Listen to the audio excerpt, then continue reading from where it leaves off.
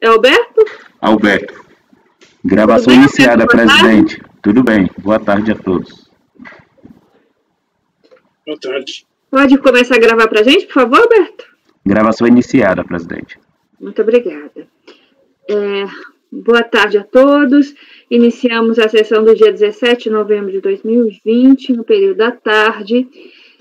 Estão presentes conselheiros Ari Vendramini, Marcelo Costa Marques de Oliveira, Marco Antônio Marinho Nunes, Salvador Cândido Brandão Júnior, Marcos Roberto da Silva, suplente, doutora Semiramis de Oliveira Duro, doutor Breno do Carmo Moreira Vieira, eu, Lisiane Angelotti Meira, como presidente. Nós vamos iniciar pelos itens que tem patrono, acompanhamento, videoconferência. E o primeiro item é o item 87, cujo relator é o Salvador. Eu peço, por favor, a recorrente é MVC Express Serviços de Courrier Limitada. É isso, doutor Salvador?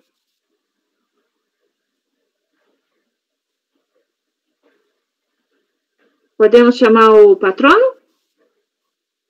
É o MVC? MVC MVC. Uhum. Qual que é o número da pauta, desculpa? 87. Tá. Já tá na pasta. Podemos chamar o patrono? Uhum. Por favor, Alberto, o patrono do item 87, patrona, a doutora Natália Souza de Oliveira, por favor. Ok, faria a convocação, presidente.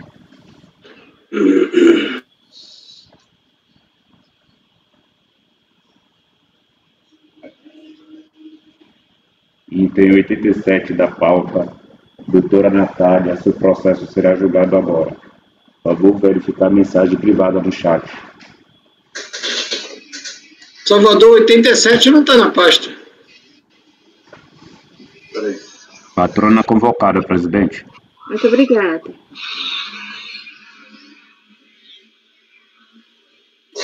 Tá sim. A pasta MBC, Marcelo. O número do processo é 2017-63, traço... Ah, pasta sim.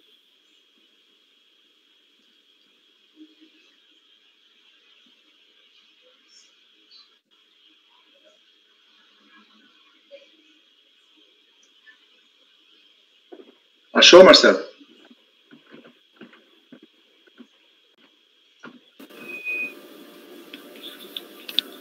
Achou, Marcelo, o processo?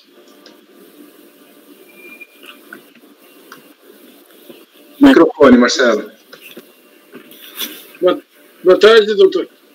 Boa tarde, a todos. Boa tarde, doutora. Só um minutinho que a gente está achando o processo aqui na Marcelo, está sem microfone. Ok. Bem-vinda. Achei, agora voltei. Achei lá, MBC. Obrigado. Boa tarde, doutora. Boa tarde a todos. Boa tarde, doutora. Seu Salvador, quando estiver pronto, pode iniciar, por favor. Tá, é um recurso de ofício, tá? E assim, eu gostaria muito da atenção de vocês para me ajudar nesse ponto, porque eu achei um caso bem peculiar aqui. A doutora vai sustentar ou é só acompanhamento? Eu vou acompanhar, mas eu fico à disposição. Tá. Então é o seguinte, houve então aqui um auto de infração para a constituição de diferença de recolhimento de tributo não recolhido, né? PIS e COFINS, para o exercício financeiro de 2013. Como eu fiz esse voto faz tempo, ele era para a pauta de junho e ele voltou agora por conta da régua que mudou, né? Eu vou tomar a liberdade de ler um pouquinho aqui para eu ir me lembrando do que se trata, tá? Então é um recurso de ofício interposto em face do acórdão número tal, proferido pela terceira turma da DRJ de Belém, que julgou pelo cancelamento do auto de infração sob o argumento de vício de nulidade pela incorreta quantificação do tributo devido nos termos do artigo 142. A DRJ, então, entendeu que havia um erro na apuração da base de cálculo, tá? Foram realizadas várias glosas pela fiscalização.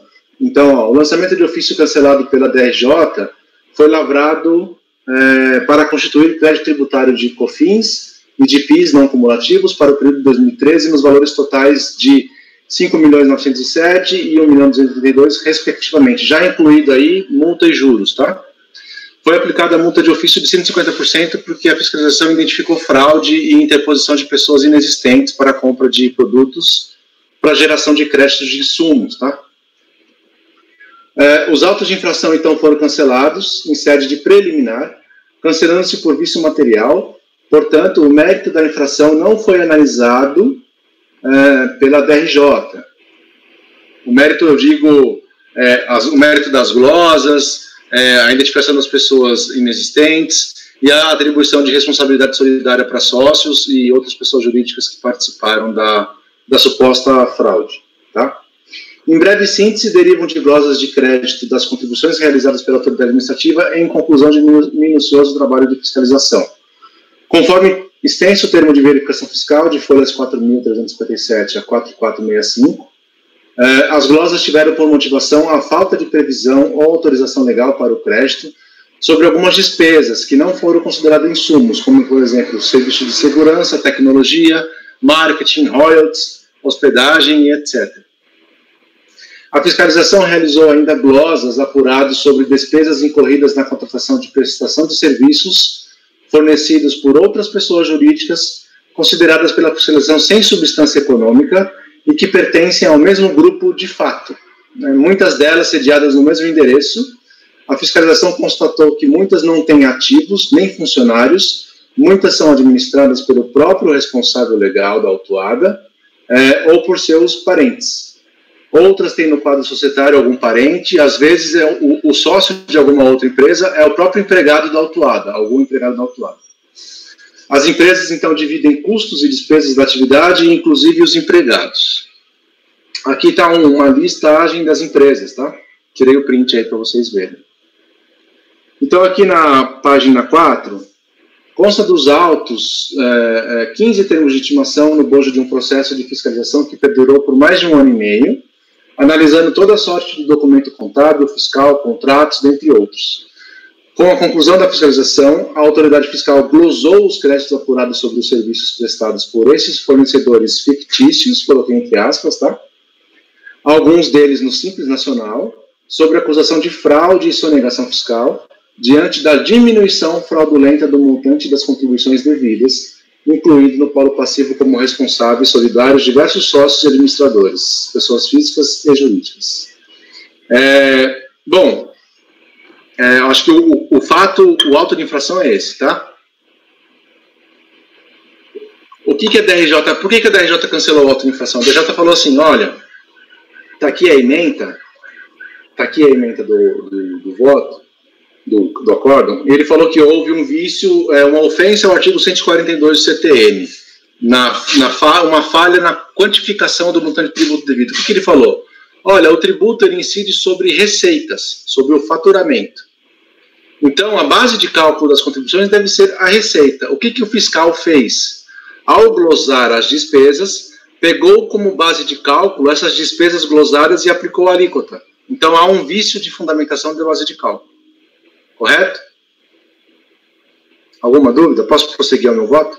Pode, por favor. O Marco Roberto está com uma cara de interrogação aí, mas eu vou lendo aqui, depois ele pergunta. Eu tive bastante trabalho para resolver esse processo. Eu analisei muito documento e fiquei a palavra da minha avó é encafifado. Eu não sei qual seria a palavra para falar aqui. Fiquei assim bem perturbado ou incomodado com a argumentação da fiscalização da DRJ de que houve vício na base de cálculo. Porque o tributo é não cumulativo. No momento que você glosa as despesas, o montante de débito que vai aparecer é exatamente proporcional ao montante de despesas que foram glosadas, né? O montante de tributo devido, de contribuição, será na mesma proporção do montante de créditos glosados. Então, assim, não é um vício na base de cálculo, é apenas aparecendo uma diferença de tributo não recolhido, tá? Então, estou indo aqui no meu voto já, tá? Percebe-se da suma DRED que a controvérsia prende-se à discussão sobre a nulidade do auto de infração. Este é o mérito do recurso de ofício. a revisão da decisão de piso, que entendeu por anular o auto de infração por vício material, argumentando de ofício ofensa aos artigos 142 do CTN, ao artigo 142 do CTN, tá? Não houve, portanto, análise do mérito, qual seja, as glosas de serviços, de royalties, de marketing, segurança, aplicados nos créditos de PIS e COFINS. Tampouco houve análise da acusação de fraude, sonegação fiscal, atribuição de responsabilidade solidária, etc. E a multa qualificada, tá? Com isso, a matéria devolvida para apreciação é apenas essa questão da nulidade. Eu creio que a gente não pode apreciar a questão do mérito das glosas, e nem mesmo da fraude, tá? De plano, entendo que o recurso de ofício merece ser provido, na medida em que não identifico o vício material apontado. A douta da RJ, após relatar o auto de infração e os argumentos de defesa dos impugnantes, todos apresentaram impugnação, tá? Passou a discorrer, então, sobre a nulidade do lançamento. Passou, então, a analisar a hipótese de incidência das contribuições, conforme previsão das leis 10.637 e 10.833, afirmando que a base de cálculo é o total das receitas auferidas pela pessoa jurídica, independentemente da sua classificação fiscal, contábil. Com isso, passou a analisar a metodologia de apuração do agente, concluindo pela incorreção da terminação da base de cálculo. Eu creio que a DRJ fez uma confusão aqui, porque ele falou assim, olha, se a base de cálculo legal é a receita, eu não posso pegar o montante de despesa glosada, aplicar a alíquota do tributo e falar que isso é um montante de tributo não recolhido. Foi isso o argumento da DRJ em síntese. Eu vou ler aqui o trecho do voto, para que vocês entendam qual foi minha percepção aqui. Como se depreende da simples e direta leitura das regras de incidência das contribuições em questão, tem-se que, no ano calendário de 2013, as mesmas tinham como fato gerador o faturamento mensal, exibindo como base de cálculo o valor do faturamento. E para a determinação do valor da contribuição, dever-se-ia aplicar sobre esta base de cálculo a respectiva alíquota de 1,65 para PIS e 7,60 para COFINS. No caso concreto, verifica-se a título exemplificativo que para a COFINS lançada no mês de janeiro de 2013, foram apurados os seguintes valores no auto de infração, tá? Então, qual foi a contribuição apurada? 111.940. Esse montante de COFINS apurada pelo auto de infração é exatamente o montante de tributo não recolhido por conta de créditos indevidos utilizados para bater das contribuições, tá? A DRJ entendeu que isso estava equivocado. O que a DRJ fala? A dinâmica de apuração da contribuição descrita no competente relatório fiscal indica, primeiramente, o valor da glosa de créditos relativa à prestação de serviços, especificando para cada uma das 11 pessoas jurídicas cujos serviços foram glosados. Na sequência vem o quadro resumo com a glosa dos créditos, prestação de serviço. Então aqui nós estamos tratando de uma primeira rubrica de glosas, que são aquelas pessoas supostamente inexistentes ou fraudulentas para a geração de crédito inexistente. Neste aqui, a base de cálculo do crédito do COFINS em janeiro e a base de cálculo do PIS em janeiro corresponde a 1.012.517, que dá um montante de COFINS de 76.951 e um montante de PIS de 16.000. Tá? Então, só para ficar na COFINS aqui, o valor total de COFINS de diferença de tributo não recolhido é 111.940. Relacionado aos créditos fraudulentos, considerado fraudulento, são 76.951, tá? Aí vem a segunda parte. No que diz respeito ao segundo bloco de glosas perpetuada pela autoridade fiscal, bens e serviços não autorizados, que são royalties, serviços de vigilância, enfim, foi elaborado no tópico dos créditos de PIS e COFINS usados indevidamente pela MBC Express, por falta de previsão legal. O demonstrativo de créditos indevidos de PIS e COFINS, em que são descritas as mercadorias e serviços objeto de glosa, quantificando-se os valores glosados. No demonstrativo do PIS e da COFINS, são totalizados mensalmente os valores glosados, como se reproduzido abaixo no mês de janeiro. Então, ó, no mês de janeiro, a título de COFINS, foi glosado 34.989 a título de serviços, bens e serviços não considerados insumos, né? Então, esses 34.989 mais os 76.951 dá exatamente a diferença de tributo não recolhida de 111.940 aqui no auto de infração. Tá? Então, ele fala assim, constata-se que para o mês de janeiro, o valor excluído a título de prestação de serviços foi a base de cálculo, né, 1.012.517, enquanto o valor excluído a título de mercadorias e serviços glosados foi de 460 mil, em um total de 1.472.901. Por decorrência, foram glosados os créditos no valor de 76.951 e de 34.989. No total glosado de 111.940. Esse foi o montante total de crédito glosado. Consequentemente, apareceu um montante de débito não recolhido na mesma proporção de 111.940. Note-se que o valor glosado a título de créditos indevidos não dando como atividade no mês de janeiro corresponde exatamente ao valor lançado de ofício pela autoridade fiscal. E tal fato repete-se para todos os outros meses do período do exercício fiscalizado. Então, aqui eu copio a tabela de todos os meses do ano. Tais valores glosados a título de créditos indevidos de PIS e COFINS correspondem exatamente aos valores lançados de ofício. Em outros dizeres, a base de cálculo adotada no lançamento de ofício é, pois, a base de cálculo dos créditos glosados.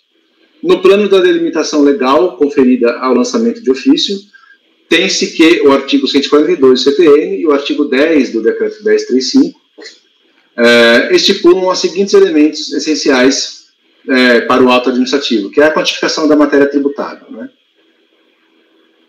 Aí eu estou aqui na página 7. Neste sentido, verifica-se como condição da inexistência que os requisitos inarredáveis do lançamento de ofício devem se encontrar validamente presentes. Em sendo assim, a descrição dos fatos e a correta determinação da matéria tributável e do cálculo do montante de tributo devido representam elementos cuja ausência ou absoluta imperfeição tornam nulo a auto de infração. No caso concreto, conforme preambularmente antecipado, as contribuições apresentavam como fato gerador o faturamento e como base de cálculo o valor do faturamento. Entretanto, foram adotados como critério material e como critério quantitativo o valor, o fato gerador e base de cálculo dissonantes da legislação, confrontando a auto de infração com as delimitações legais são impostas e por concluir pela nulidade da exigência de ofício. Então, deixo de analisar o mérito dos insumos e também a responsabilidade e a suposta fraude. Então, aqui já vou. Isso aqui foi todos os argumentos da DRJ, tá? Eu acabei de ler o voto da DRJ. Então, aqui passo a dizer as minhas palavras. Tomei o cuidado de transcrever a integralidade do voto estampado no memorando acórdão recorrido para não cometer o equívoco de deixar escapar algum detalhe relevante. Note bem, o núcleo do argumento é o seguinte: as contribuições incidem sobre receita oferida. A fiscalização realizou as glosas dos créditos apurados sobre as despesas. Ao assim proceder, lavrou o auto de infração para constituir um crédito tributário de PIS e COFINS, tendo-se como base de cálculo as despesas glosadas. Porém, a base de cálculo na lei é a receita. Peço vênia para discordar. Entendo como correta a metodologia do agente fiscal. Se no período de apuração, conforme constatado, a autuada apurou créditos das contribuições para abater dos débitos do mesmo período, significa dizer que, após a glosa dos créditos, considerados indevidos pela fiscalização, aqueles débitos abatidos pelos créditos encontram-se agora em aberto, sem pagamento e sem abatimento, sujeitando-se à incidência de juros e multa. Em outras palavras, os débitos das contribuições em aberto, objeto de lançamento, são na mesma proporção dos créditos glosados. Por isso que o montante do débito das contribuições constituído pelo lançamento de ofício corresponde ao mesmo montante do crédito glosado. Analisando a ficha 25B do DACOM, presente nos autos de infração, nos autos em arquivo não paginável, extrai-se a informação de que no ano de 2013 a autuada apurou um total devido de COFINS de 4,5 milhões. Para abater deste débito, a autuada utilizou um montante de crédito de 4,1 milhões, conforme ficha 16A. Com isso, no período fiscalizado, a autuada declarou e pagou, pela BCTF e INDARF, 421 mil. Desses créditos foram considerados indevidos e, portanto, glosados um total da base de cálculo de créditos, 2,015 milhões. exatamente o montante de tributo devido. Não, tem um montante de tributo já, né? O montante de créditos. Desses créditos foram considerados indevidos e, portanto, gozados um montante de 2 milhões de créditos. Exatamente o montante do tributo devido, do tributo não recolhido, né? E constituído pelo presente auto de infração. Com isso, nesta mesma proporção das glosas, deve ser o montante que se deixou de recolher. Assim, o reverendo acórdão merece reforma. Todavia, outra discussão é o mérito das glosas, a fim de identificar se os créditos realmente eram indevidos. Como não houve análise do mérito, mas tão somente análise da preliminariedade, toda essa questão de mérito referente às glosas de insumos, glosas de prestador de serviço, acusação de fraude, multa qualificada e responsabilidade solidária não pode ser analisada nessa oportunidade sob pena de supressão de instância. Então, o meu voto é por dar provimento ao recurso de ofício, cancelando a decisão de origem, a decisão de piso, para que seja proferido, então, um novo julgamento. Porque eu entendo que foi correta a metodologia apurada. Ao glosar os créditos que foram utilizados para bater os débitos, automaticamente surgem aqueles débitos que se deixou de recolher. Então, não houve vício na base de cálculo. Eu entendo que deve ser apreciado o mérito, então, pela DRJ. É o meu voto, presidente. Muito obrigada. Doutora Natália, por favor.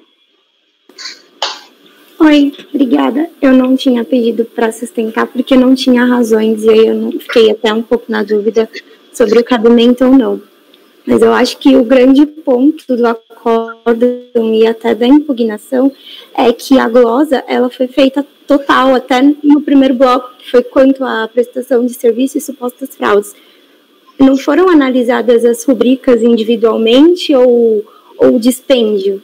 Ele simplesmente partiu de um pressuposto de que tudo aquilo era fraudulento, que toda a operação ela foi pensada para gerar crédito indevido de PIS e COFINS, sendo que a maior parte das empresas existiu antes mesmo do regime não cumulativo do PIS e da COFINS, e aí ele glosou tudo, sem analisar o dispêndio individualmente.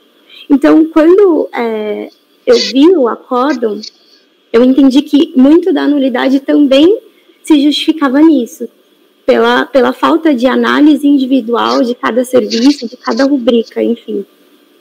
Era só isso que eu queria ponderar. Obrigada. Eu entendo que essa análise da fraude, de cada fornecedor que foi considerado inexistente e das rubricas das glosas, isso é mérito, né? Isso não foi nem analisado pela DRJ. Por isso que eu tive esse entendimento de que não houve vício na base de cálculo, esse vício acusado pela DRJ. Ela tem que analisar o mérito, na minha opinião. Não estou dizendo que houve fraude, não estou dizendo que as glosas são pertinentes e os créditos de royalties ou de serviços são indevidos. Estou dizendo que a DRJ tinha que ter analisado isso. Deixa eu só fazer uma observação extra, mas é que eu já ia fazer antes e esqueci. O Ari está sem o nome. E se todo mundo só puder confirmar se está... Você está sem nome aí. Coloca o nome aí para você. Ah, sumiu então, porque estava. Sumiu não, tu esqueceu de botar, cara. Não sumiu não. Daqui a pouco o Marcão vai explicar tudo para você e você vai ver que você fez errado na verdade. Pronto. Bem que ele não tem paciência para ouvir, né? Nossa dúvida. Eu pus, mas sumiu, não sei porquê. Obrigada, Ari. Nada. Mais alguma observação? Não, obrigada, era só essa mesmo. Obrigada. Salvador, conclui seu voto? Podemos passar a votação? Doutora Ari, por favor. Eu concordo com você, Salvador. Acho que é isso mesmo. E eu voto com o relator. Obrigada. Doutor Marcelo. Com o relator. Obrigada. Doutor Marcos Roberto. O doutor Salvador achou que eu estava entendendo. Peraí, que eu só pulei o doutor Marco Antônio, desculpe. Marco Antônio, por favor. Eu queria parabenizar aí o doutor Salvador pelo voto, pela didática, pela demonstração matemática, que ele se preocupou aqui em expor. para chegar à conclusão de que não teve diferença. Foi apenas uma questão mesmo de apresentação. Se o fiscal fosse lá e dissesse, olha, isso daqui é a apuração do tributo, ele aproveitou isso aqui para deduzir, mas agora eu estou reduzindo, no final vai dar a mesma coisa. Então ele foi direto ao ponto, e a DRJ não entendeu dessa forma. Queria que se fizesse caminho. Isso ficou demonstrado no voto. Eu acompanho integralmente e parabenizo aí o doutor Salvador. Muito obrigada, doutor Marco Antônio. Doutor Marcos Roberto, por favor. Doutor Salvador até ficou olhando para minha face de dúvida. Eu falei, mas como é que pode, né? Eu realmente não estava entendendo o que a DRJ fez. Por isso que eu fui ver, eles misturaram tudo, né? Mas tudo bem. Corretíssimo a sua colocação, e foi bom você ter reproduzido exatamente, foi até que você colocou no início lá, antes de reproduzir o voto da DRJ, para não ter dúvida, né, do que eles colocaram. E, de fato, eles confundiram em relação a base de cálculo, a forma de apuração. Acompanhe o relator. Muito obrigada, doutor Marcos. Doutora Semiramis? Vou acompanhar o relator também. Muito bom o voto. Obrigada. Doutor Breno? Não por outros motivos que essa turma é uma das melhores turmas do CARF, indiscutivelmente. Eu acompanho Salvador. Obrigada. Também, muito bom, Salvador. Também acompanho seu voto. Então, a decisão aqui é por unanimidade de votos para dar provimento ao recurso de ofício nos termos do voto do relator. Agradeço aqui a presença da doutora Natália. Obrigado, doutora. Obrigada, doutora. Obrigada a vocês. Boa tarde, doutora. Bom trabalho. Boa tarde, doutora. Eu também. Já para a nossa organização, nós vamos passar para o 89 também do Salvador, da Maior. Eu quero deixar claro que naquele voto anterior eu votei com o Salvador, mas não achei muito bom, não. Tá? Vamos deixar registrado isso na gravação, porque aí fica para a posteridade. É que você faz para agradar ele, fala a verdade. O Salvador é seu novo Valcir, é isso? Né? Ele ficou fazendo campanha para você, né, Marcelo? Para comendador, então você vota com ele. Ele é aquele pinguço lá do como é que é o nome do hotel lá? Como é que é? Até esqueci. Samoritz. Podemos chamar o patrono, Salvador? Alberto, pode, por favor, chamar o patrono? O doutor Augusto Silva? Ok, farei a convocação, presidente. Muito obrigada, Alberto. Que item mesmo? 48? 88? 89. 89. Item 89 da pauta. Doutor Augusto, seu processo será julgado agora. Por favor, observar a mensagem privada no chat.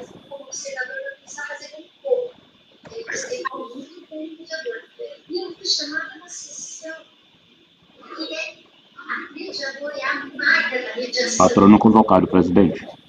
Muito obrigada, Alberto.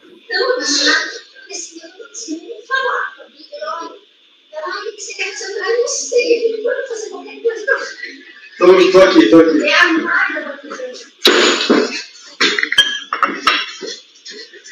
O patrono já apareceu? Ainda não. Ele está esperando sem parar de fazer barulho. Ô, Marcelo, é de molho de tomate elefante, ó. Aí é raiz, hein? Esse aí eu não tenho mais não, que molho de tomate eu estou comprando aquele de saquinho, aquele que é de espremer. Aqui eu tenho pote de requeijão, aí eu só tenho um. Boa tarde, doutor. Boa tarde, doutor. Doutor Augusto, bem-vindo. Não estamos ouvindo a sua voz não, doutor. Não. Sem ouvi-lo.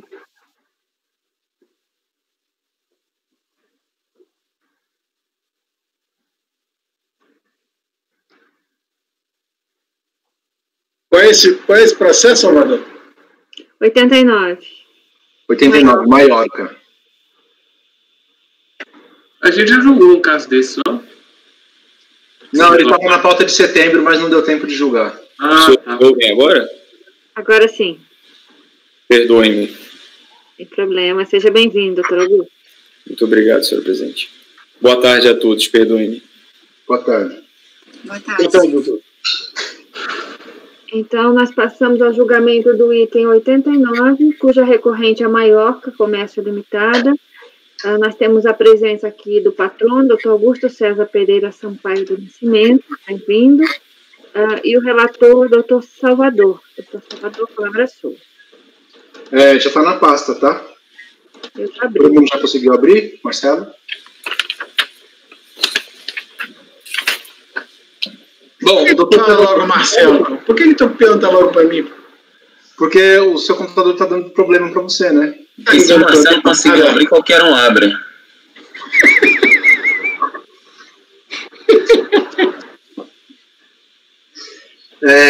Doutor, você vai sustentar ou só vai acompanhar? Sim, senhor relator. Vou sustentar, sim. Tá, então eu vou passar um relatório aqui, e aí deixo as razões do patrono para a exposição oral. É um auto de infração, tá? Ele foi lavrado para constituir crédito de IPI por duas acusações fiscais. A primeira é revenda, né, de produtos importados do exterior, sem o destaque na nota fiscal. E a segunda é a saída de produtos de procedência do exterior também, importados, mas cuja importação não foi comprovada. Então, ele entendeu que houve aqui uma importação fraudulenta, né? Já na impugnação, o contribuinte apresentou um protocolo, um requerimento de que ele aderiu a um parcelamento dessa acusação número 2, e só está em discussão a acusação número 1, que é a saída de produtos revendidos provenientes do exterior, tá? Então, a discussão é essa. Tem aqui os argumentos de defesa da recorrente, e eu passo a palavra, então, para o patrono, ou para o presidente, para seguirmos aqui com o debate. Obrigada, doutor Salvador. Doutor Augusto, eu tenho 15 minutos, por favor. Perfeito. Muito obrigado. Ilustre senhora presidente Lisiane, ilustre conselheiro relator, conselheiro Salvador, nas pessoas de quem eu gostaria de cumprimentar aqui a todos os jogadores desta Igreja Turma. Uma boa tarde a todos, mais uma vez. O presente caso, como muito bem sintetizado pelo ilustre conselheiro relator, trata de autuação que decorre de um procedimento fiscal de levantamento de estoque, em que foram identificadas inconsistências que se resumem em 2 itens do auto de infração. O primeiro deles, como também já falou o ilustre relator, nesse primeiro item a fiscalização alega que a recorrente teria dado saída a mercadorias importadas sem tê-las submetido ao imposto sobre produtos industrializados, partindo da premissa de que, como revendedora de mercadorias importadas, a recorrente seria equiparada a estabelecimento industrial. E o segundo item, no levantamento de estoques, a fiscalização alegava que a recorrente teria importado irregularmente mercadorias e que teria também procedido à saída de mercadorias importadas sem o amparo da emissão de notas fiscais. Nesse caso, a própria fiscalização reconheceu que haveria cobertura de crédito e, portanto, a autuação se limita à exigência de multa. Portanto, o crédito tributário limita-se à penalidade. Na sua defesa, a recorrente ela reconheceu como não litigiosa uma parte de ambos os itens 1 e 2 do auto de infração, procedeu ao recolhimento, como mencionado pelo senhor relator, dessa parte que considerou não litigiosa, mas com relação à parcela litigiosa, no item 1, demonstrou que, na verdade, aquelas mercadorias que foram tidas pela fiscalização como importadas, elas foram adquiridas no mercado nacional. Não obstante, ela própria recorrente tenha se equivocado na emissão das notas fiscais de revenda e tenha indicado equivocadamente o Código de Situação Tributária como se fossem mercadorias importadas. E com relação ao item 2, ela demonstrou que, se a fiscalização tivesse levado em consideração as compras e vendas de mercadorias nacionais, na sua apuração de estoque, essa presunção de importação irregular e de saída sem emissão de notas fiscais, essa presunção seria elidida. Pois bem, o julgamento da impugnação foi convertido em diligência e, por ocasião dessa diligência, a própria acusação reconheceu que havia se equivocado na apuração de estoques ao ter ignorado a existência dessas compras e revendas de mercadorias nacionais e nesse sentido, a Delegacia de Julgamento de Juiz de Fora, ela deu provimento parcial à impugnação e cancelou integralmente, como destacado pelo senhor relator, a parcela litigiosa do item 2 do auto de infração. Mas com relação ao item 1, que é objeto aqui desse presente julgamento, a Delegacia de Julgamento ela entendeu que não haveria provas nos autos que comprovassem que essas mercadorias elas foram adquiridas de fornecedor nacional e não não que elas teriam sido importadas como alegado pela fiscalização. Acontece, senhores conselheiros, que, na verdade, a Delegacia de Julgamento ela foi induzida a erro porque há, sim, nos autos, extensa comprovação, extensa documentação suficiente para comprovar que aquelas mercadorias da parte litigiosa, elas foram, sim, adquiridas de fornecedor nacional, apesar do equívoco, repito, cometido pela recorrente na indicação do código quando da revenda dessas mercadorias. E aqui eu gostaria de pedir, venha a Vossa Senhoria, senhora Presidente, se a senhora permitir, gostaria de fazer um compartilhamento de tela só para demonstrar o exemplo de um caso, um dos 57 itens indicados no auto de infração. A senhora permite, senhora Presidente? Sim. Com licença, um segundo.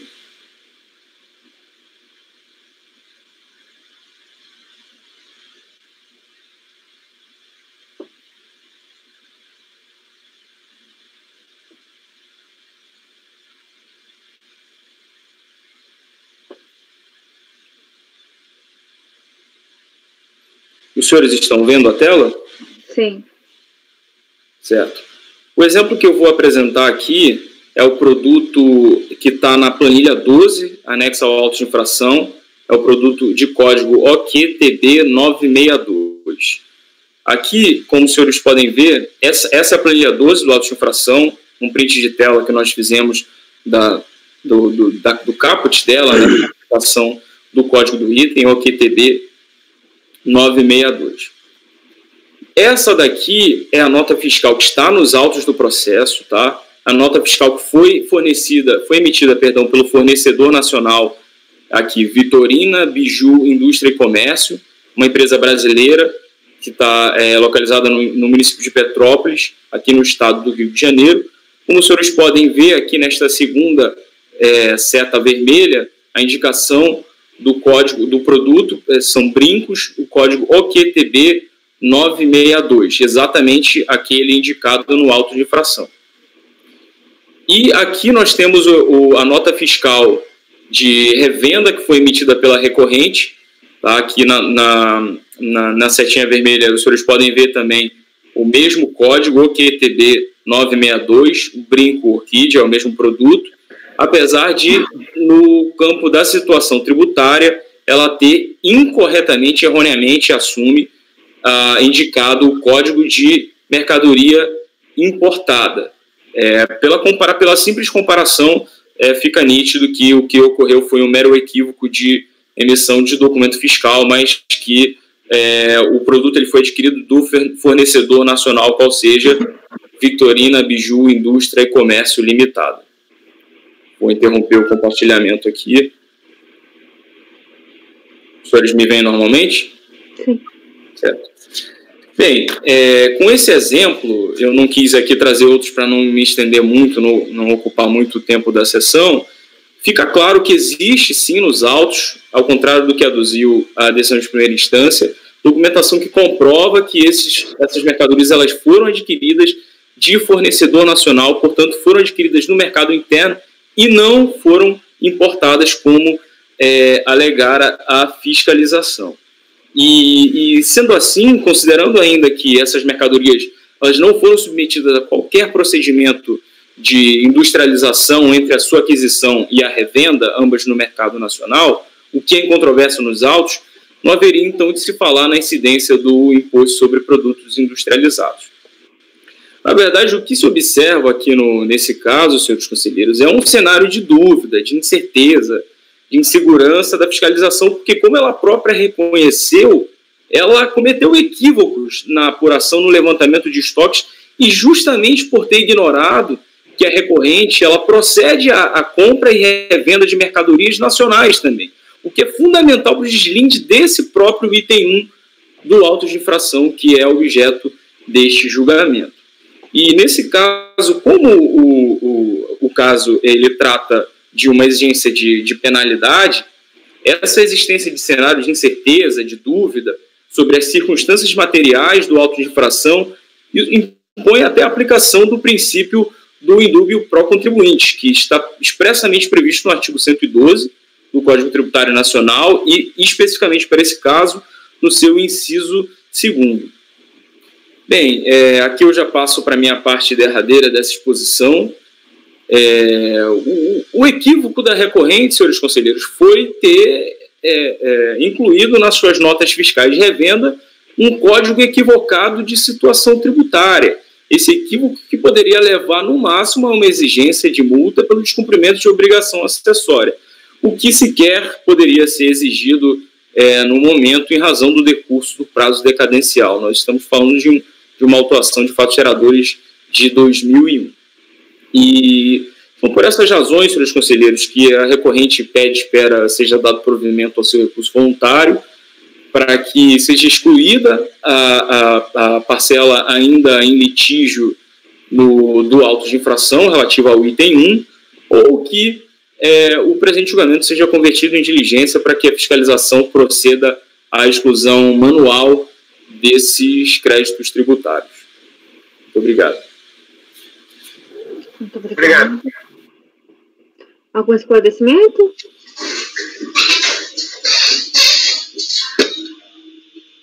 Posso prosseguir? Isso, quer perguntar, por favor. Então, aqui o que resta para a gente analisar é apenas o item 1 do auto de infração, e a controvérsia ela gira na seguinte questão: algumas das notas fiscais de saída que a fiscalização analisou, que ela considerou que tinha como origem produtos adquiridos no exterior, a recorrente argumenta que algumas dessas notas de saída teve como origem a compra no mercado interno, né, no mercado nacional, e junta até uma planilha com quais seriam os fornecedores no mercado nacional, quais seriam os números das notas fiscais, enfim. Então, em sede de defesa, a recorrente argumenta que grande parte dos produtos revendidos foram adquiridos no mercado nacional, situação que afasta a qualificação de equiparado industrial nestas operações de revenda. Então, ele não está discutindo aqui se revender produtos importados é constitucional ou legal ser equiparado industrial ou não. Ele está querendo dizer que parte dessas saídas, os produtos não são importados, são apenas adquiridos no mercado nacional. Tá? Então, para sustentar as alegações, desenvolve um demonstrativo informando os números das notas de saída, de entrada e as folhas em que se encontram nos autos, requerendo a realização de diligência para confirmação e constatação de que parte dos produtos revendidos foram adquiridos no mercado nacional. Pois bem, não merecem guarida os argumentos da recorrente. Em sede de julgamento pela BRJ, os autos já foram baixados em diligência e para essa confirmação, e a conclusão fiscal foi no sentido de que as notas fiscais informadas pela contribuinte não foram incluídas na apuração do auto de infração. Notificada para se manifestar sobre o relatório de diligência, a contribuinte nada argumentou, apenas juntando mais documentos. Com o objetivo de verificar a plausibilidade das alegações trazidas pela recorrente, o que poderia provocar a baixa dos autos para a realização de diligência, procedia à análise dos documentos informados pela recorrente para fins de confirmar a alegação de que as notas de saídas contêm produtos industrializados adquiridos de fornecedor localizado no país. Com isso, analisei as primeiras linhas marcadas em amarelo na tabela abaixo. Então, peguei as três primeiras notas da tabela, tá? Se a gente observar aqui, na apresentação que a recorrente trouxe aqui na sustentação oral, é a quarta de baixo para cima. Aqui, ó, Victoria, Biju, Indústria e Comércio. Essa aqui o exemplo que o patrono trouxe aqui na sustentação oral. Eu analisei as três primeiras, mas pelo que eu analisei ali na demonstração da videoconferência, eu chegaria à mesma conclusão. Nesta amostra, a recorrente afirma que a nota fiscal de saída número 21730, de folhas tais, estampa a operação de venda de produto adquirido no mercado nacional. Segundo a recorrente, o fornecedor das mercadorias revendidas foi a Barter Limitada, cujas notas fiscais de compra estão em folhas tais, notas fiscais números tais. Contudo, as notas fiscais de compra dos produtos foram emitidas em data posterior à revenda praticada pela recorrente, tornando difícil a comprovação de que suas saídas tinham como objeto a revenda de produtos adquiridos no mercado nacional. Veja, a nota fiscal número 2170730 foi emitida pela recorrente em 17 de janeiro de 2001. As notas fiscais da sua fornecedora Barter foram emitidas em 24 de julho de 2001. A nota fiscal tal, número 4534, foi emitida pela recorrente em 20 de março de 2001. Pela Barter, né? E a nota fiscal 3488 foi emitida em 2 de fevereiro de 2001, ou seja, todas foram emitidas após a emissão da nota de revenda. Na apresentação da recorrente aqui na extensão oral, eu reparei nisso também, e verifiquei que a nota fiscal emitida pela Victorina Biju foi emitida em 20 de abril de 2001, e a nota fiscal de revenda emitida pela recorrente foi emitida em 20 de março, ou seja, um mês antes da nota de aquisição. E não consta dessas notas fiscais que elas são notas de simples faturamento para posterior remessa. Não tem esse tipo de informação, poderia até acontecer, né? Então, eu entendo que a comprovação resta dificultada, porque, então, eu entendo como inviável a baixa da exigência, porque as notas fiscais mencionadas pela recorrente, de que são de fornecedores localizados no mercado nacional, foram emitidas depois das notas fiscais de revenda emitidas pela própria recorrente. Então, sobre esse ponto, assim argumentou a DRJ, qual foi a conclusão da DRJ, com a qual eu acompanho.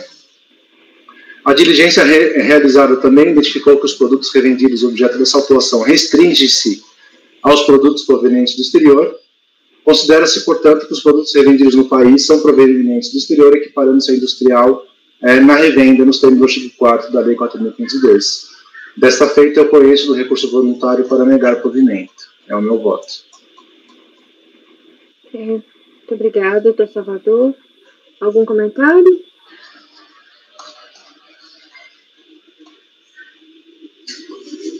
Podemos votar?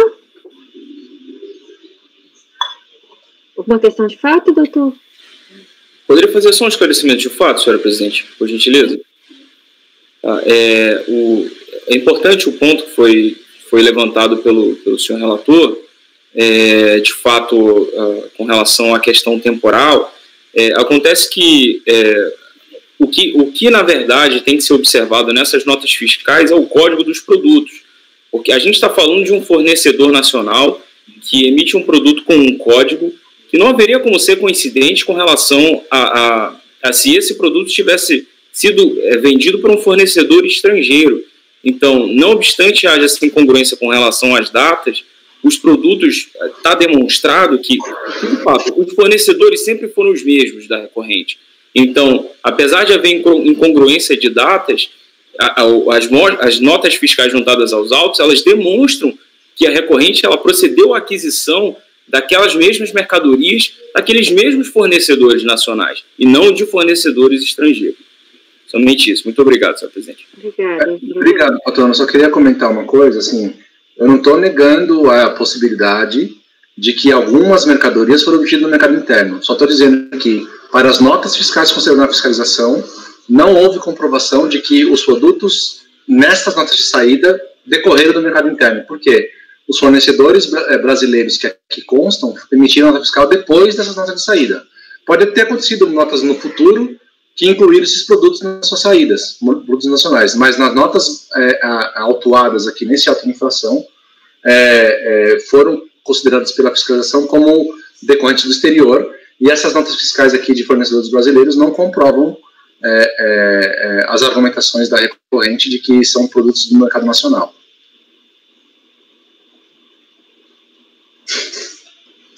Obrigada, doutor Salvador. Podemos passar à votação? Então, a proposta do relator é conhecer e negar provimento ao recurso voluntário. Doutor Ari?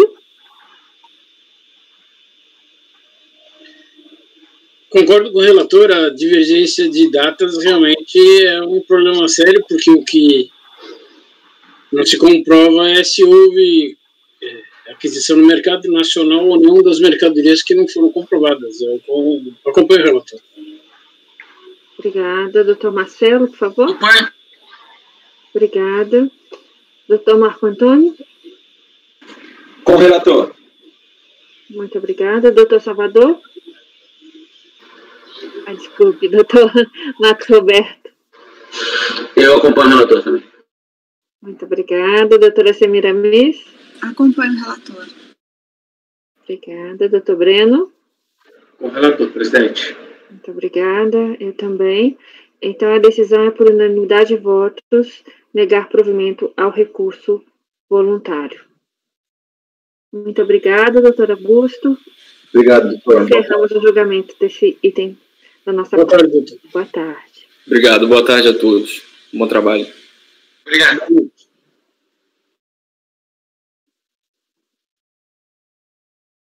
Ok. Vamos adiante. Agora, doutor Breno, firme e forte? Então, nós vamos passar agora ao item 90, que tem acompanhamento do doutor André Silva Gomes. Alberto, pode convocá-lo, por favor? Ok, farei a convocação, presidente. Qual é o item, presidente? Desculpa. Item 90 da pauta, doutor André Gomes. Seu processo será julgado agora. Por favor, verificar a mensagem privada no chat. Também que eu não abri. Item 90 da pauta, doutor André Gomes. Seu processo será julgado agora. Por favor, verificar a mensagem privada no chat. Ô, Breno, tá na pasta?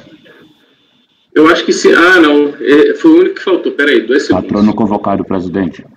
Muito obrigada. É só um arquivo em Word. Foi. Boa tarde, doutor André. Tudo bem? Seja bem-vindo. Boa tarde, muito obrigado.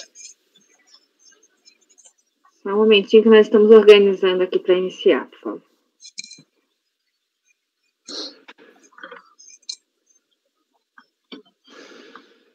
Você está aqui agora, né, Breno? Esse Moinhos. Isso, é só esse, presidente. E é um caso que ele é muito semelhante na verdade, idêntico aos casos que foram julgados no mês anterior, só que ele foi retirado de pauta justamente porque não havia o pedido de desistência do contribuinte. Eu acho que ele tinha ficado de apresentar esse pedido, tanto é que eu já autorizei a petição no processo. E não me lembro se foi o doutor André, eu acho que foi, né, André? Você que fez a sustentação, né? Fui eu que fiz, e é exatamente isso.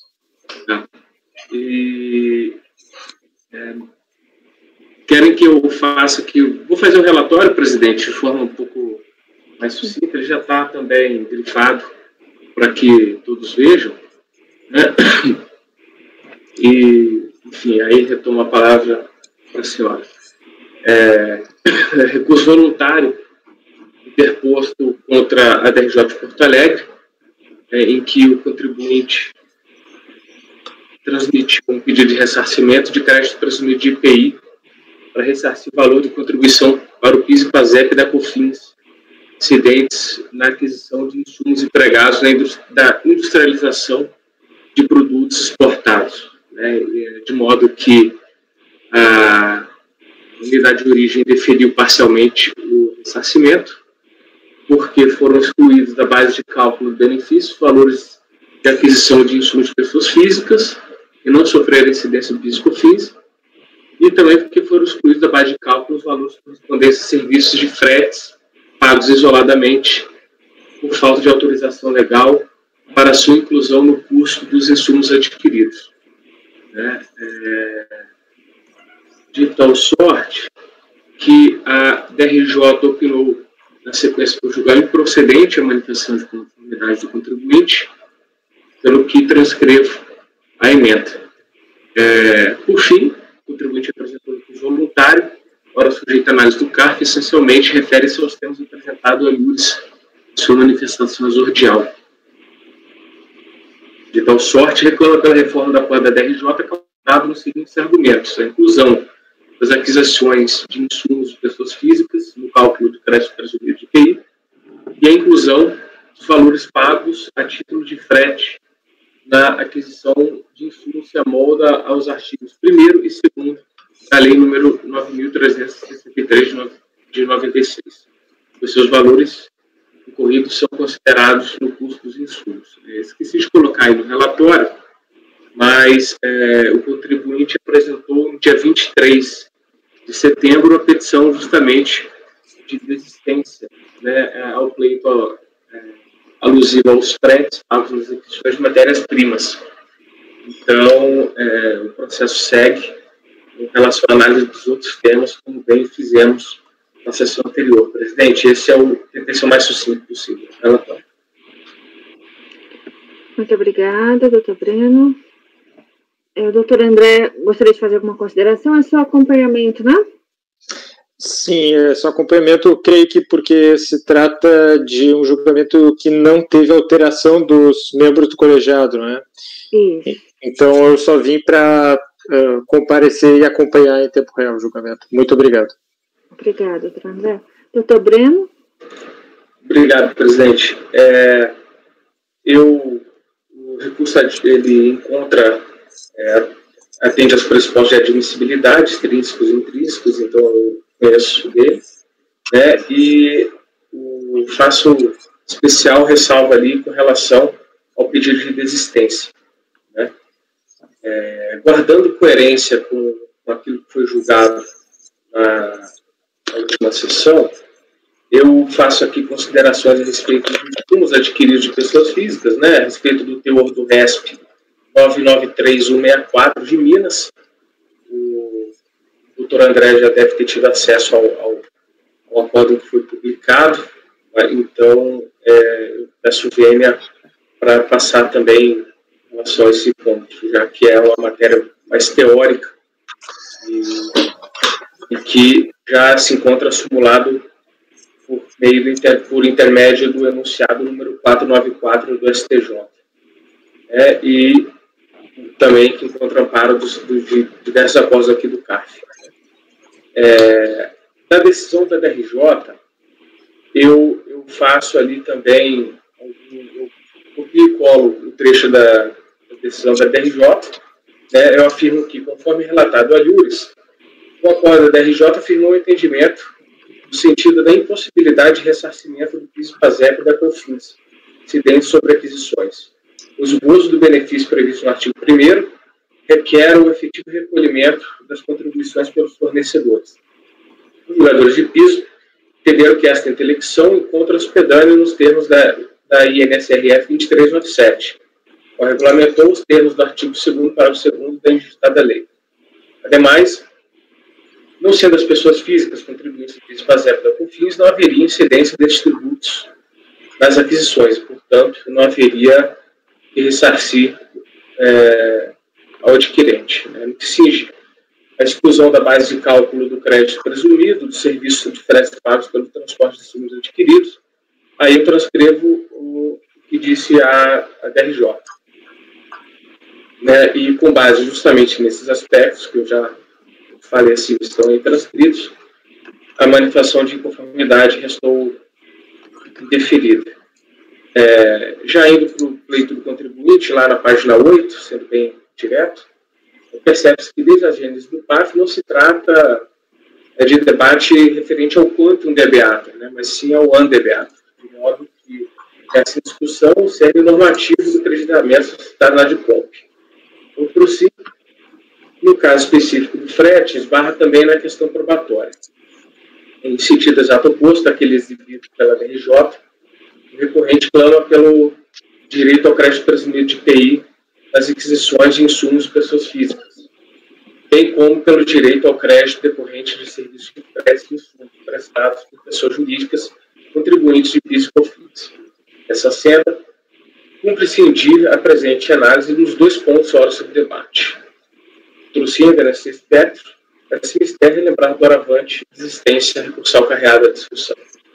Então, presidente, indo apenas nos créditos abusivos aos fornecedores de pessoas físicas, eu garanto provimento ao recurso voluntário, justamente pelo precedente também do RESP 993-164, de sorte que eu voto por conhecer parcialmente os voluntários, conhecer parcialmente justamente por conta da desistência que foi carreada, né?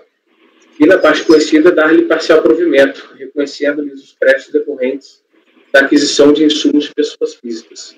Foi esse exatamente o voto que foi acompanhado à unanimidade na última sessão, presidente. Muito obrigada, doutor Breno. Podemos passar a votação? Por favor, doutor Ari. Acompanho o relator. Muito obrigada. Doutor Marco Antônio. Desculpe, doutor Marcelo. Acompanho. Obrigada. Doutor Marco Antônio. Com o relator. Muito obrigada. Doutor Salvador. Com o relator. Obrigada. Doutor Marcos Roberto. Também acompanho o relator. Muito obrigada. Doutora Semiramis. Acompanho o relator. Obrigada. Eu também acompanho o relator. Então, a decisão é por unanimidade de votos. Nós estamos falando do item 90.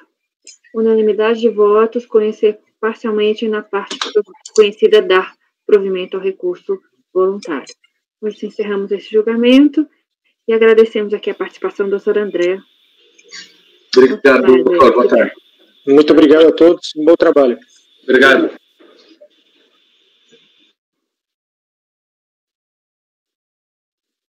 Ok, pessoal. Bom, com isso nós encerramos a participação dos patronos hoje.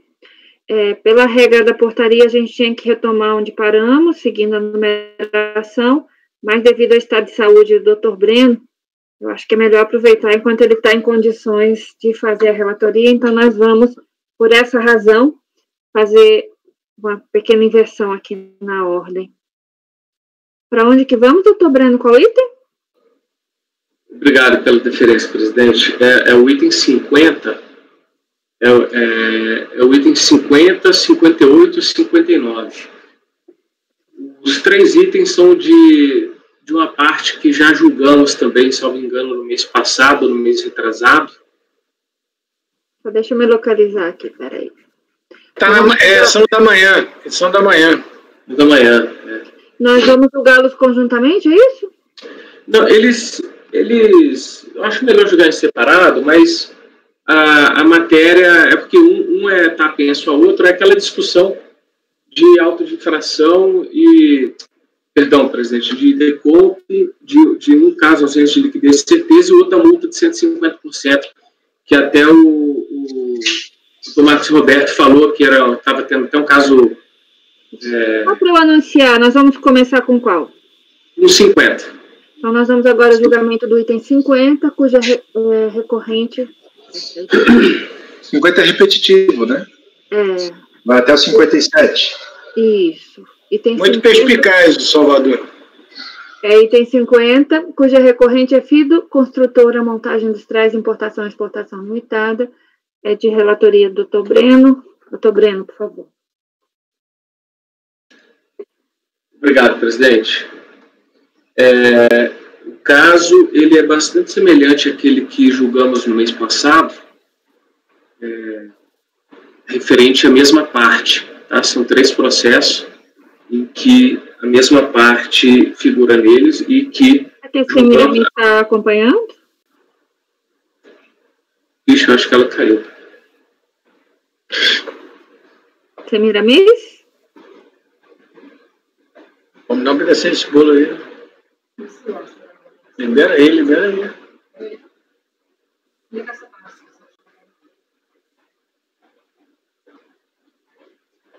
Eu vou retirar aqui para... Já ia te retirar, amiga. Estamos com ela. Por favor, doutor Breno. Obrigado, presidente. Satisfeito, obrigado. Muito bom mesmo. Muito gostoso. O caso ele é bastante semelhante àqueles que julgamos no mês passado, tanto quanto idênticos. né, de modo que esse daqui, que é o repetitivo, ele cuida de uma decomp, né, com base em suposto crédito COFINS oriundo de pagamento indevido a maior. Né. A DRF, ela emitiu o despacho decisório eletrônico de não homologação, naqueles termos que já vimos em ocasiões anteriores também, né, que a partir das características do DARF discriminado foram localizados não mais pagamentos, né, então não homologou a compensação. Ele apresentou sua manifestação de conformidade e a DRJ optou por sua improcedência, tendo em vista o inadimplemento do ônus probatório, não cumprindo com os ditames de demonstrar a liquidez e certeza do seu direito creditório, como requer o artigo 170 do CTN. Ademais, destaque que a tese mencionada pelo contribuinte não se enquadra à realidade do caso. Por fim, reitera que o mesmo DARF, formado na DICOMP, foi utilizado em diversas outras compensações. Aí transcrevo a emenda. Aí, por isso, eis aí a razão do apenso que julgaremos em sequência, porque é a multa de 150%, que eu estava falando antes, que o doutor Marcos Roberto falou que já pegou diversos casos semelhantes a esse também. Ato seguinte, o contribuinte apresentou recurso voluntário e, em suas alegações, revisa os argumentos exibidos em sua exordial. Preliminarmente, alega nulidade do acordo da DRJ, decorrente do malferimento ao princípio da legalidade por ausência de motivação. Sustenta ainda a existência de nulidade do acordo por cerceamento de seu direito de defesa, também decorrente da ausência de motivação e fundamentação.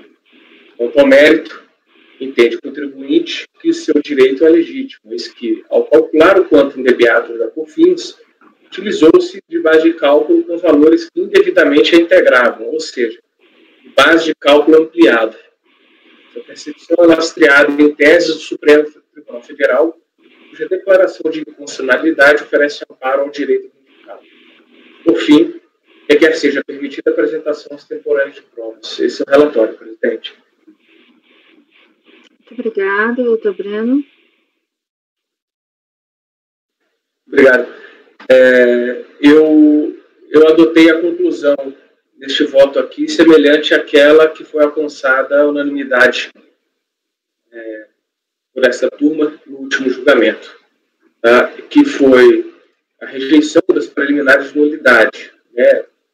Anota que o presente passo encontra-se cunhado pela absoluta observância da legalidade desde sua gênese. Esse SPEC, tanto o despacho decisório quanto o acordo da DRJ, guardaram estrita observância aos ditames legais, prevendo em seus respectivos teores todas as informações necessárias à defesa do contribuinte e a perfeita intelecção da casuística. Somando-se a isso, o recorrente falhou em demonstrar eventual enquadramento nos termos do artigo 59.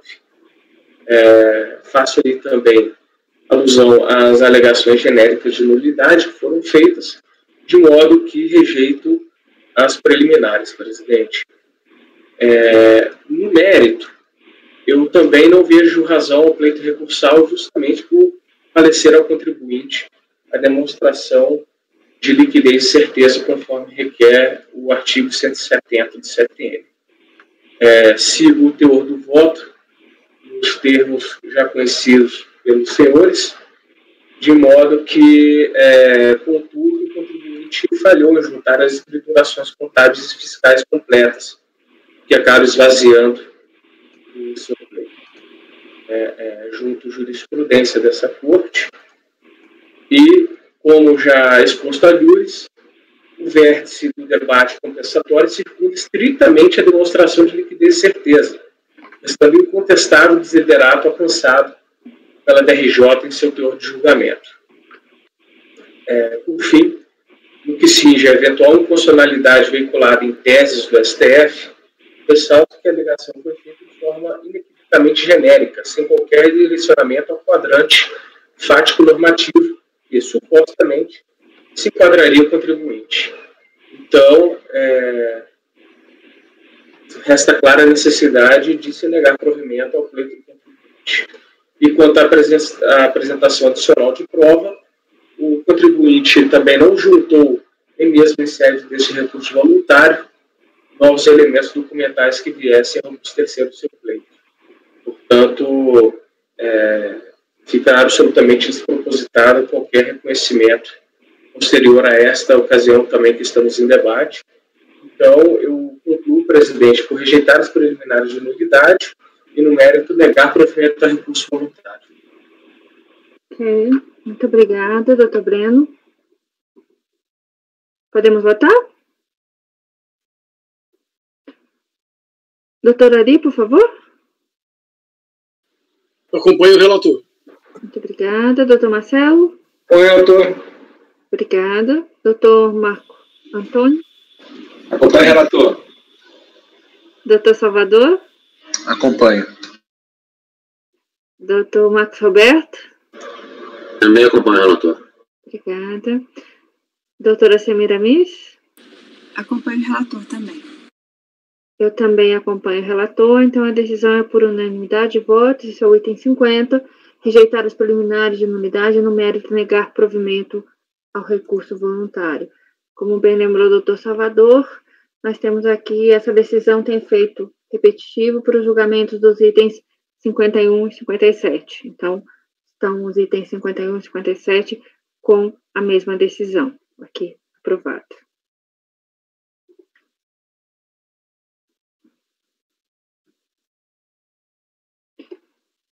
É, 58, doutor Breno?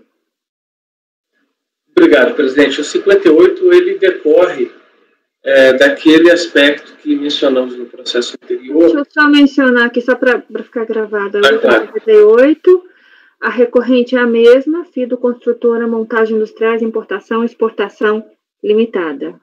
Por favor, doutor Breno. Obrigado, presidente. Este caso, ele guarda relação com o processo que vimos anteriormente, porque ele debate essencialmente a questão da multa de 150%. Tá?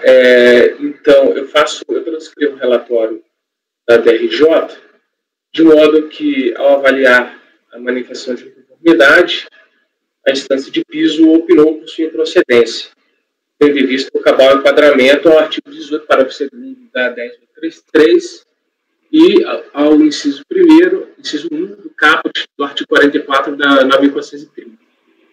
Aduz ainda a impossibilidade de debate sobre a vedação do confisco por não ser de competência da esfera administrativa. Quanto ao mais assevero que não cabe fiscalização comprovar a inexistência de indébito, especialmente quando a própria documentação do contribuinte aponta justamente nesse sentido. De arremate, reitera que o mesmo pagamento, onde em tese não havia indébito, foi utilizado em outros depósitos. O fim não concorda também com as alegações contra a cobrança de multa e juros de mora sobre o crédito tributário relativo à compensação indeferida, pois o presente não trata dos débitos cuja compensação não foi homologada, mas somente da exigência da multa isolada. Então, ato seguinte, o contribuinte apresentou recurso voluntário em que, nas suas alegações, revisa os argumentos exibidos na sua exordial. Basicamente, violação ao princípio da legalidade estrita, pois a circunstância fática não se enquadra àquela descrita na lei. Outro, que o percentual da multa aplicada é equivocado, pois o país não está mais com elevado quadro inflacionário. Um ferimento ao artigo 142 do CTN, pois, sem existir o fato, não há que se falar em obrigação tributária. Inversão indevida do ônus da prova e autuação apenas com base em presunção. Multa com viés confiscatório, violação ao princípio da proporcionalidade e razoabilidade, nulidade, os juros e multa, juros de mora e da multa. O que cumpre relatar, presidente. O voto que ora segue foi o mesmo teor também, que foi acompanhado à unanimidade dos colegas que aqui estão. E então posso passar para ele? Por favor.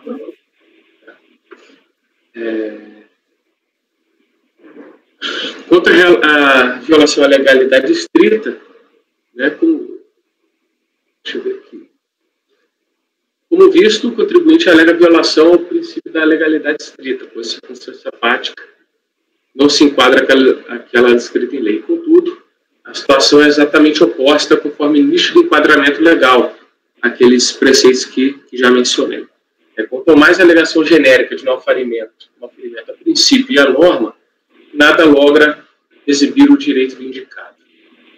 Quanto ao percentual da multa, este argumento merece pronto rechaço, conforme o próprio texto normativo acima mencionado. Transcrevo ali o trecho da lei, mais a mais, o julgador administrativo não pode se balizar pela circunstância econômica do país em detrimento da legalidade estrita. Já com relação ao cumprimento do artigo 142 CTM do ônus da prova, os argumentos também não se sustentam. Vejo que a autuação do auditor fiscal e o consequente deslinde do PAF ocorreu de forma rígida e descorreta, respeitando todos os ditames da lei.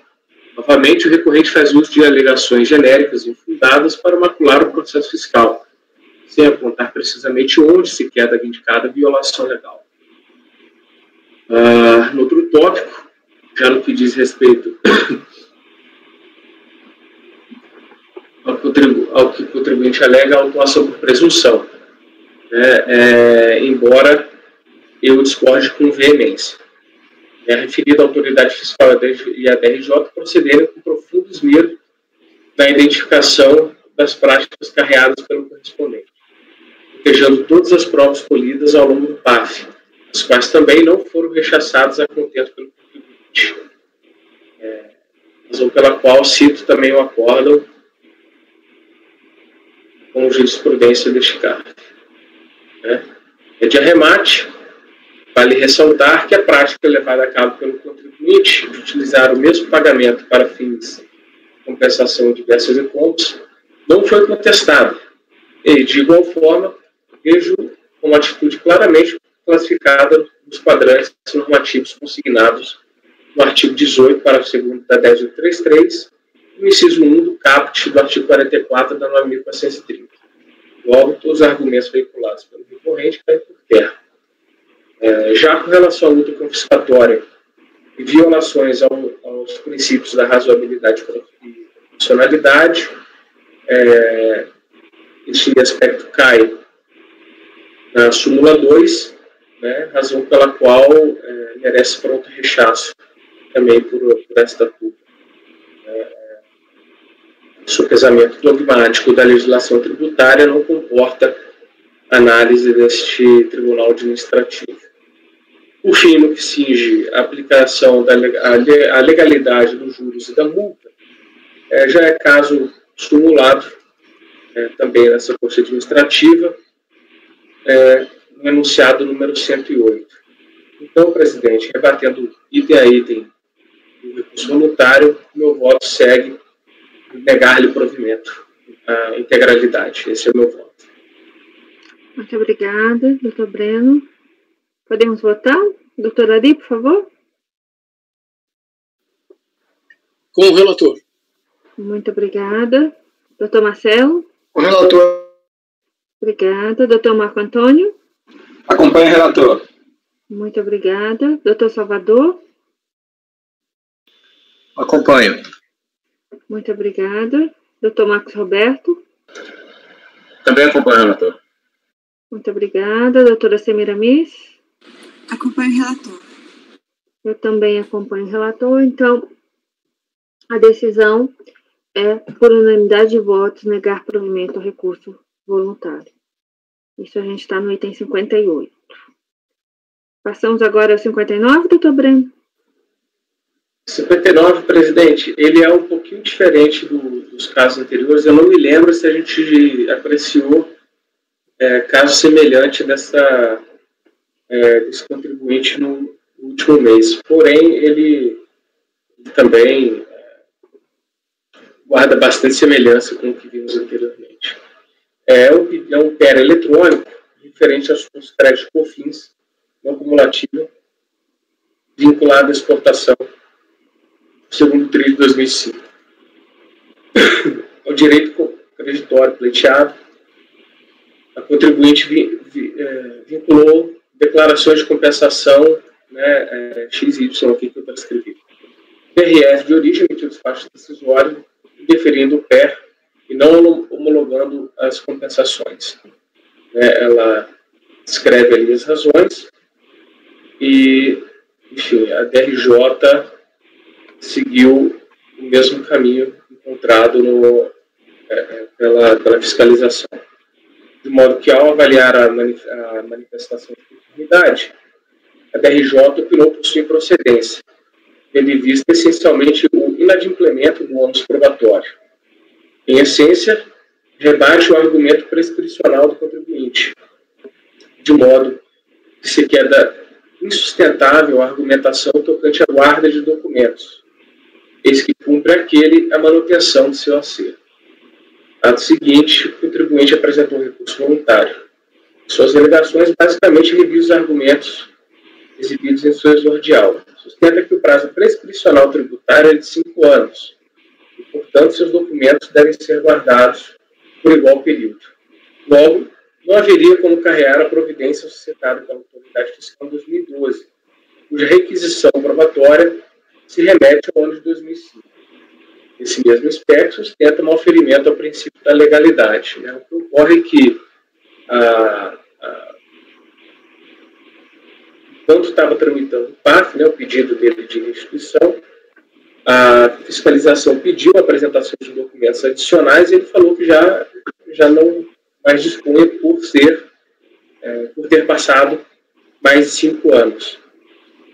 Essa é a discussão. Não lembro se a gente julgou esse processo, porém, parece que já vimos uma semelhança aqui na pública. Relatório, presidente.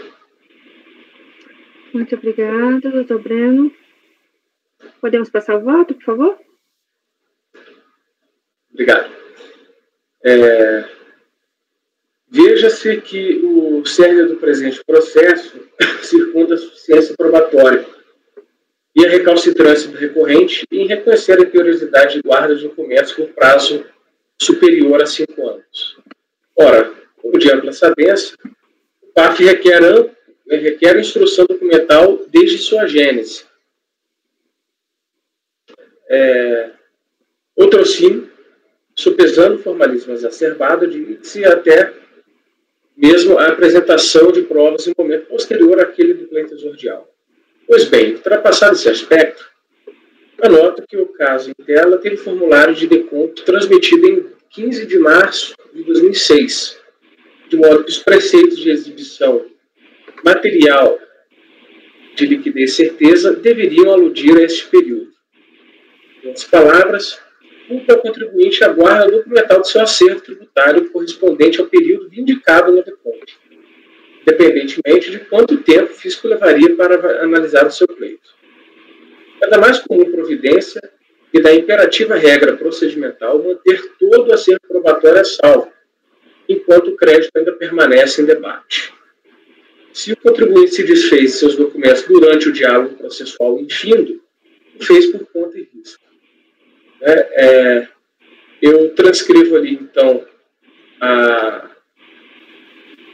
algumas jurisprudências que falam sobre o ônus da prova, razão pela qual, a despeito da recalcitrância do recorrente, não identifico qualquer mácula no presente PAF. Quanto ao mais, reitero que a DRJ procedeu com uma percussiente observância às normas instrumentais, de modo que o contribuinte furtou-se juntar os elementos aptos a corroborar sua tese. Logo, igualmente se esvai qualquer alegação de malferimento ao princípio da legalidade, ante a inequívoca lisura e rigidez do presente processo. Então, presidente, meu voto segue também por negar provimento a recurso voluntário. Muito obrigada, doutor Breno. Podemos votar? Doutor Ari, por favor. Acompanho o relator.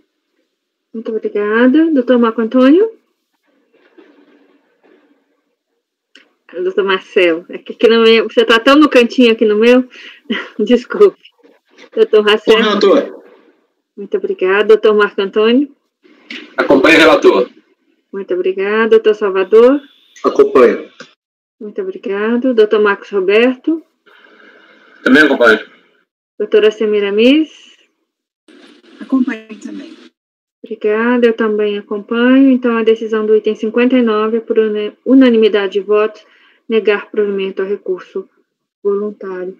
Com isso, nós encerramos desse contribuinte? Sim? Vocês acham de um intervalozinho de 10 minutos para a gente descansar e organizar as gravações aqui? Então, 10 minutos. Podemos parar a gravação, por favor, Alberto?